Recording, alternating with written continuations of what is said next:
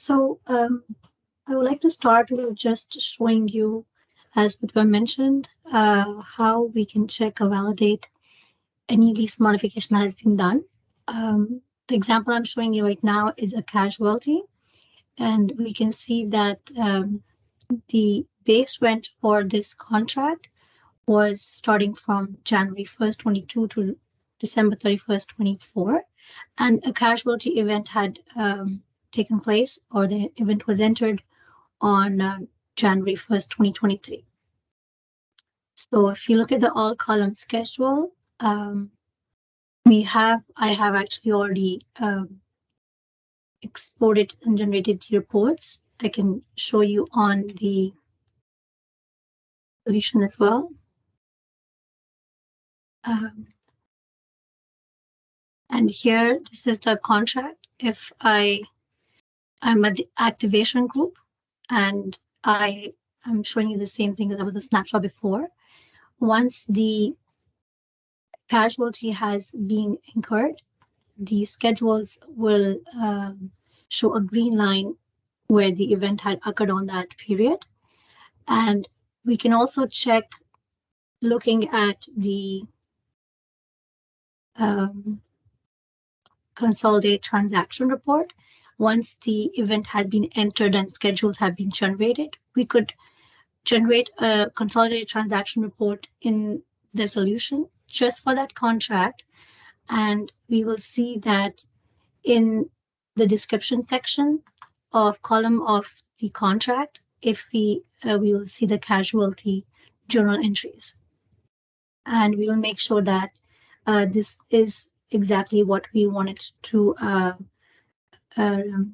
reflect on the contract when the casualty event was entered. And we can validate the information on this all column schedule at the same time. And we'll see that at the asset level, the transaction is reflected the same way. So we will see a delta for the ROE adjustment as well as the liability. And what I can also suggest is that once the posting the draft has been created, before it's actually merged, you validate the schedules. And we can also check in the postings coming at the unit level at the activation group level, and we will click on the small icon, which will tell us the reports once they have been actually merged with the draft. And we will see that the ascertainment postings have been generated, as well as the liability for the casualty. And here we see double the entries because we have both the IFRS and the US GAAP. Does anybody have a question in regards to how we can validate a simple casualty event before we actually merge it on the schedules, and the all column schedule as well once it's posted in the postings here?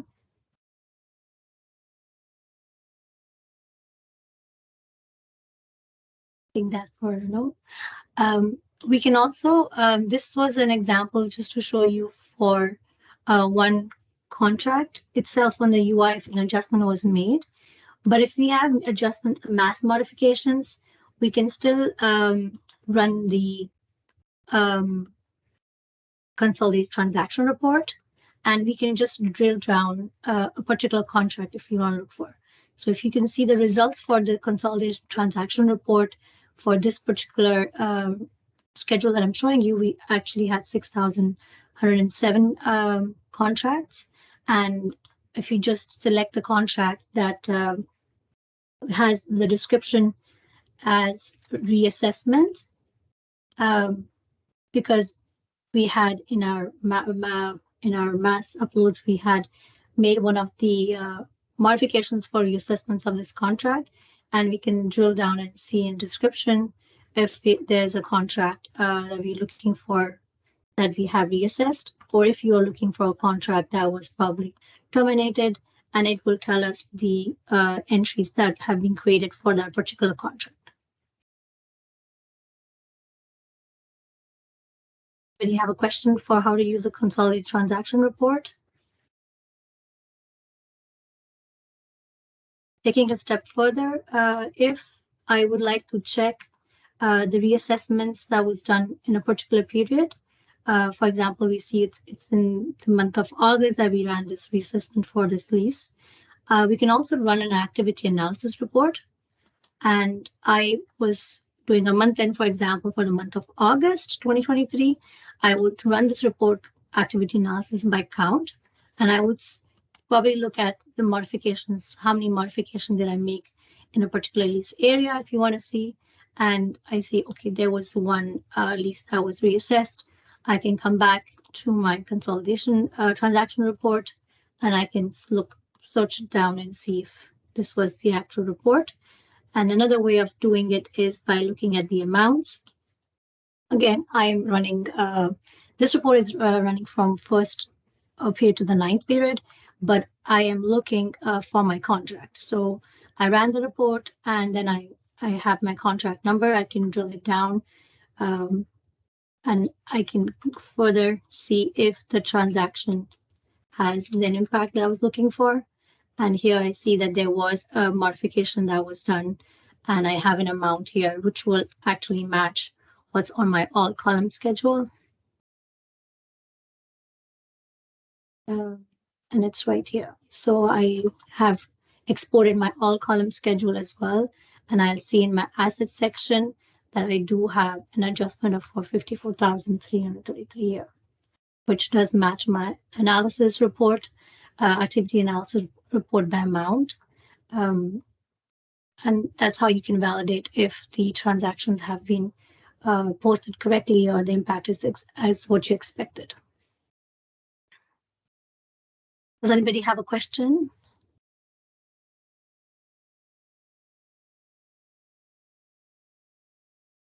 Ruchika, Yes. I wanted to add a note to maybe provide a little bit of more background to everybody. We wanted to start this capsule, and Ruchika has prepared this capsule for you to see some of our recommended approaches for validating events in Nakisa and how you can check after a period at month end different type of events that you performed. We were really wanting to have your feedback as well to which type of reports you are actually using. And here, Ruchika, if you can see on her screen, she extracting a lot of the reports that we have available. Maybe you can show them as well in the application. Where are they and how they can be extracted, especially, for example, the DQI by count or the activity analysis by count. I'm sorry. I'm not sure how many of you are aware of this report and that is there, and you can use it for your validations.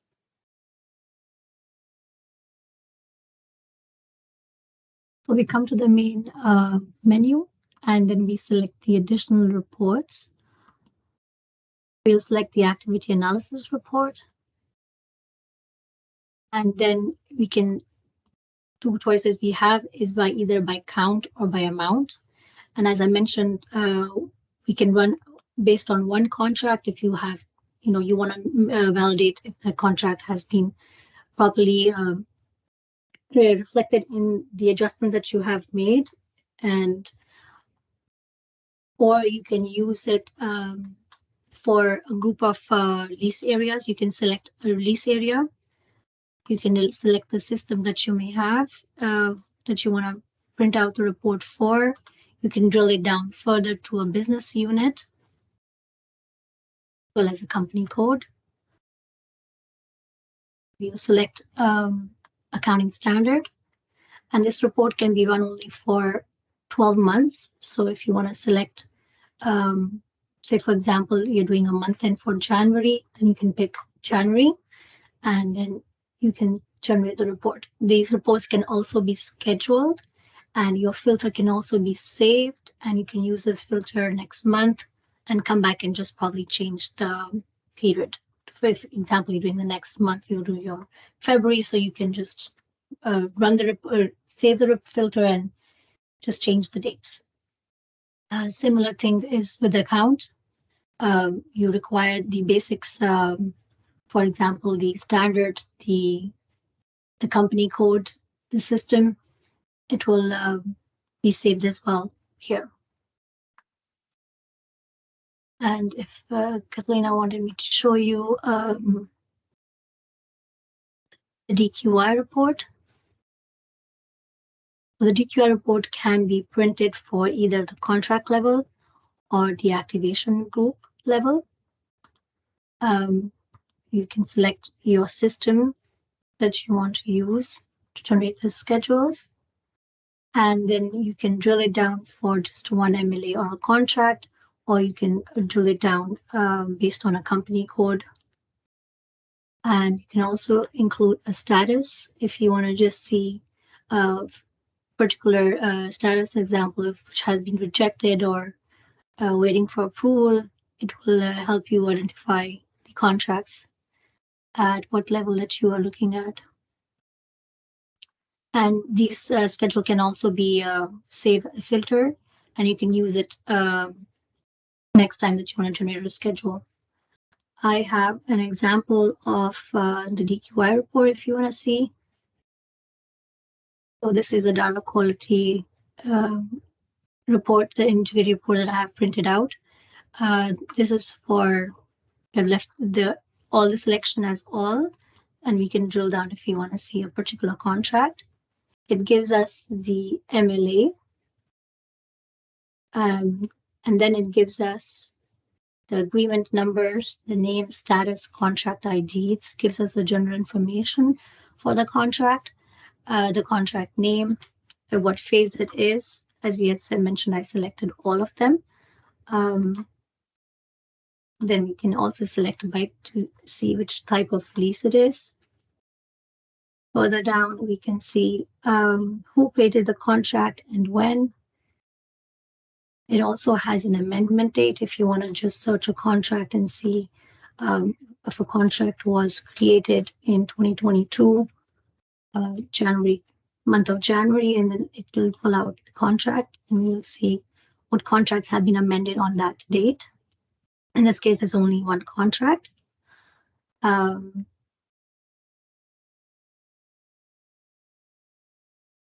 It gives more information in terms of hierarchy, the partners that you may have. If there's any changes that we made, it will reflect it here. And also the terms of the contract. Now, just switching gears, I would like to also show you how and what information like impacts are the modification for leases. There's financial impact and a non-financial impact. So in our solution, we have some non-financial impact contract changes, and that is at the contract level where we can change our cost objects, our partners. We can also enable a CPI if it's not there, and that will not have an impact on it. I can show you an example for this. And as well, I can show you a few examples of how we should use the correct user codes and certain points to remember before you do a lease modification. So this is a non-financial impact where we can have a change in the contract and there will be no changes in the schedule or the calculation of the lease. Then we have a lease modification that has a financial impact. This is used when we want to bring on a new term, an early termination, or new contract rate, something that is new. And then we have lease reassessments, basically where we had entered terms in our lease and we are not exercised them and we choose to exercise them at a later date. Other financial impact to events would be indexation, casualty, asset impairment. So if I show you non-financial impact, that is available at the contract level only. And the four options that we have, as I mentioned, is the contract, change the cost object, change the lessor, change notification if a user has been added or an employee has left, so you can change the notification. As well, other changes will bring us to change in adding a CPI local or CPI global, and that will have no impact on the calculation. Once we have entered our change, we do have access to going back and see the revision, and we can click on multiple choices if we have done multiple revisions or changes to our contract, and we can view it from this show revision selection of one of the revisions and confirm. Now, the modifications can be done either on the UI for one contract, or it can be done in mass. And Pratibha just showed you how you can upload a mass Excel for mass modification. You can download the template and you can upload back with the changes that you would like to make. We'll show you lease modification, examples for that. So the lease modification has to be done at a contract level, and we select the lease modification, and we have 6 options to choose from. It is important to know what modification you would like to make before you start the process, because it has a financial impact and there'll be adjustments required if a mistake has been made. So the option that we have is add a new lease component, add a new rate, new terms, payment adjustments, decrease in asset value, decrease in term. I would like to jump and show you an example when give me a second, where a reason code is incorrectly applied. So the user reason codes, as I showed you, there are 6 of them at the lease modification level. The user must know or judge or ask the accountant, the lease accountant who has more experience if required, to know what term to use. So I had shown you that we have 6 options for modification. Now there's one type of modification that we could do is create a term or you create a new lease component. So the user has to know what are they doing. If an asset they have extended the lease for one existing asset in the lease, then we should use the new terms. And I'll show you on the UI how it works. We must use the new terms in order to have the right results. If a new asset has been added to a lease, then we should add a new lease component. So I'm just showing you this because, yes, we need to validate. It's very important to validate once lease modification, reassessment, or change in the contract with non-financial impact is made. But it's also important to know that what information we are putting in the solution so that we have the right result as well. So going to this difference, does anybody have a question before I show you on the application how it's done? Please state your name if you have a question and then ask your question. Okay, I'll continue. If somebody has a question, please interrupt me. So I'll show you an example for when the reason code add new term, which is the first one here. If I have an existing asset, I'm just extending the lease term for it. When we do it, we have an option of doing by extension in the UI once we select add a new term. And once it is being merged with the draft, we will see that they are one separate line. And in the hierarchy, we'll see the MLA, the contract, the same lease component, and the AG, the activation group, because we have simply just added a further term, an extension to it. So this contract was ending in December 31st, 31, and we just December 31st, 2022, and we just added the term for another 1 year. So it will add the lease term in the same lease component. Whereas if I show you the example where we want to add a new asset to the existing lease, we must create a new lease component. So the selection of the term must be add a new lease component. And once you select the add new lease component, we have to make sure we also manually create a new terms and condition in the draft version. So if I show you the solution,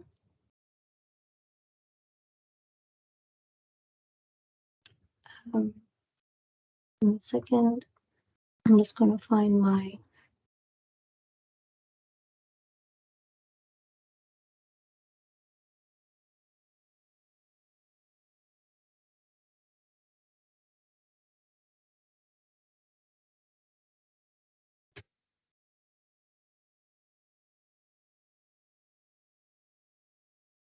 so this is the contract that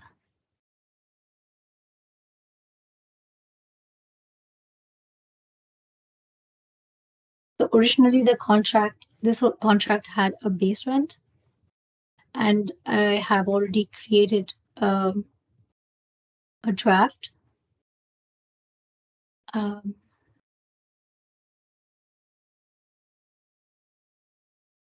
I think this is not the right contract I wanted to show. Bear with me. Okay, this is it. So this is the contract where I created a new lease component. So we can see that here we have two lease components. So the original contract had just one lease component, which had one asset on it. So now that we have two assets under the same lease, same contract, I created a second lease component. And this is this may or may not have the same contract rate. We can modify if the rate is different for the second lease component.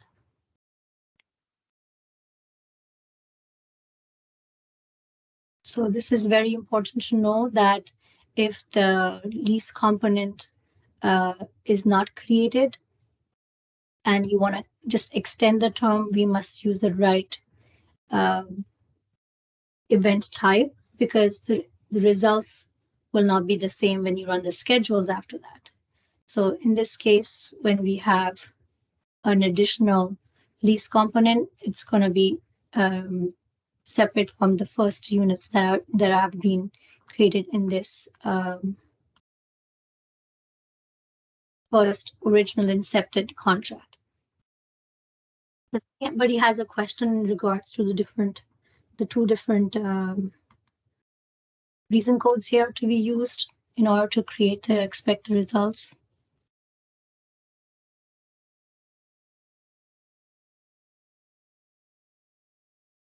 Okay, I have another example, which is using the term again for the right reasons. So in this example, the new contract, the user wanted to actually add terms and conditions, which is an extension in this case, to a contract, but they chose to use a new contract rate as a reason code. So if I show you on the solution,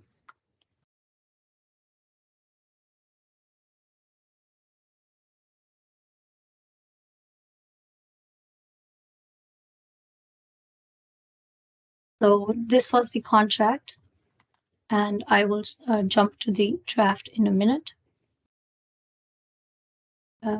These are the terms and condition, and the rate of the contract is 5%. The user entered the lease modification and they selected the change of contract rate. And I just want to jump to the schedules just for 1 second to show you. Um,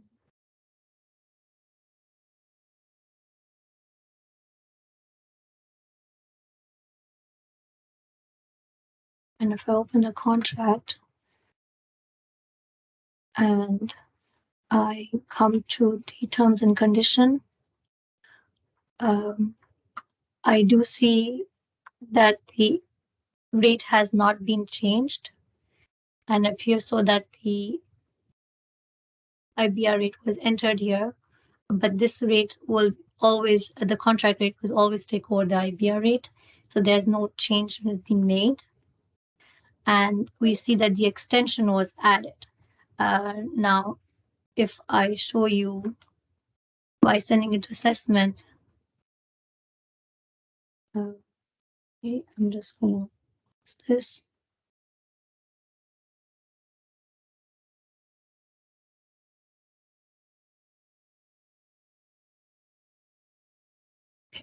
See if these schedules.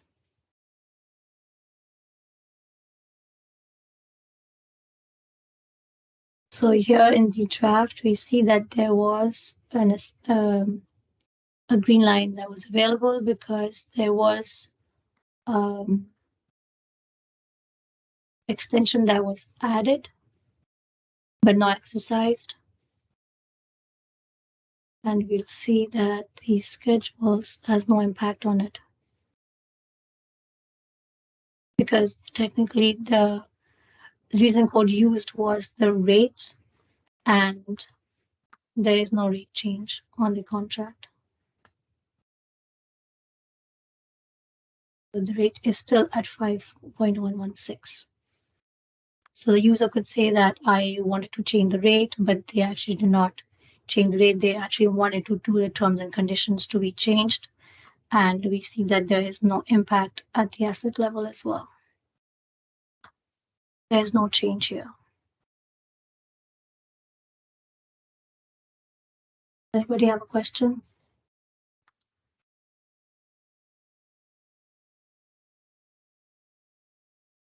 Okay.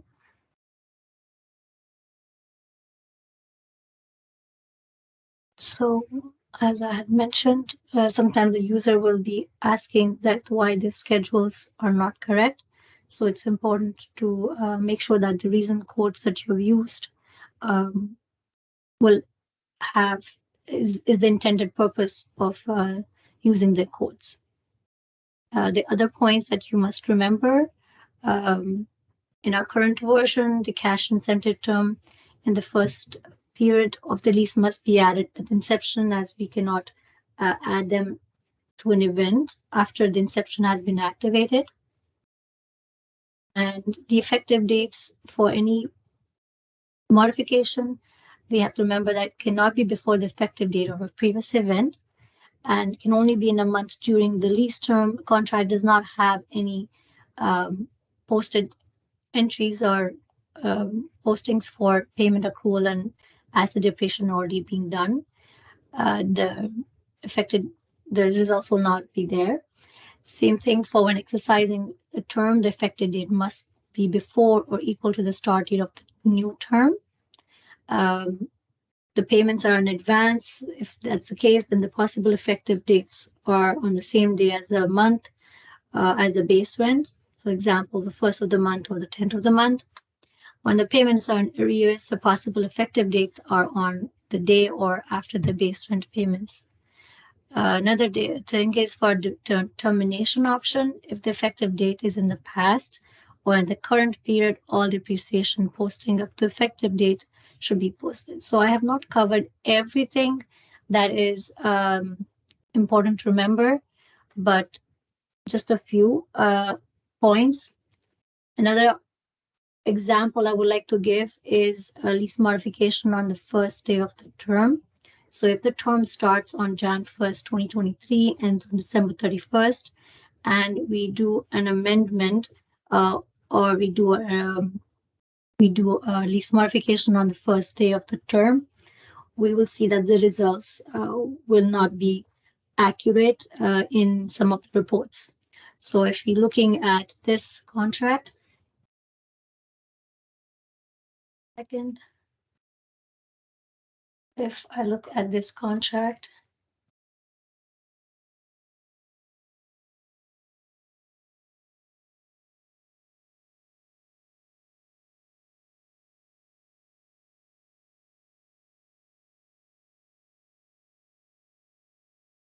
we see that there was a base rent, and we see that a supplemental was added on the same day.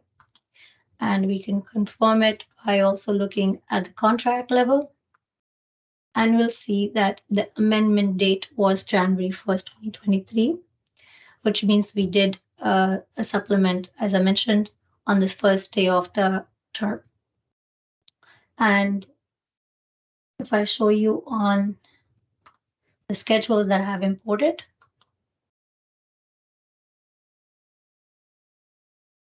give me a second, I'm just gonna run the schedules here as well. Column schedule. And we will see there's a green line on the first term, first period is itself, because the event was entered here. And we will see here at the asset level that the original asset addition was 11,000. And when the supplemental was added, it created a 5,945. The adjustment to ROU. So technically, if we look at the all column schedule, which I have exported here,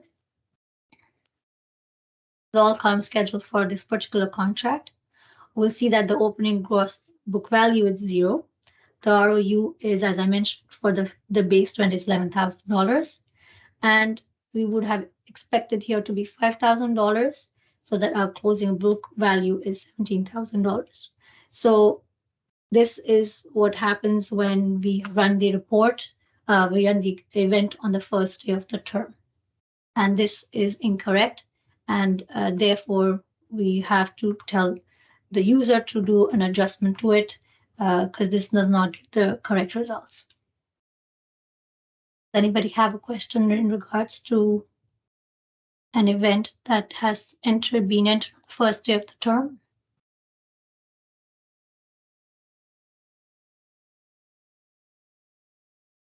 Yeah, just a quick one. How can the user correct it if it's been already completed?